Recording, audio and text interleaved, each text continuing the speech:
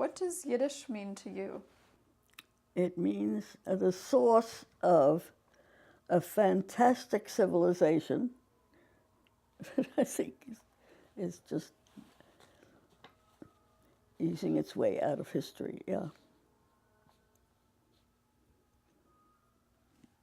Because I always think this group that came out of Tsarist Russia in the 1880s and came into this countryside, and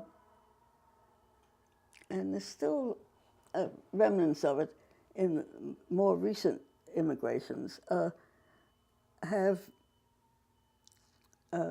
made fantastic contributions, especially in literature, but certainly in the arts. The ones who stayed behind in the 20s in the Soviet period, the artists, we've never matched those the first abstract people. So it was something, I think the source is Yiddish. Yiddish reflects, yeah. And even among the Polish Jews, I don't want to exempt them, like Bruno Schultz, do you know his work? Yeah.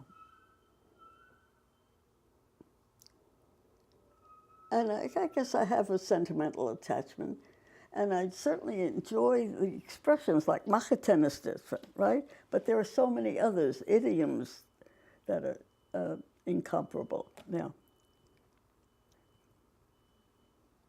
So how do you keep it alive unless you're actually speaking it?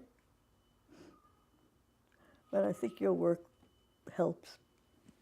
Thank you. I'm sure it does.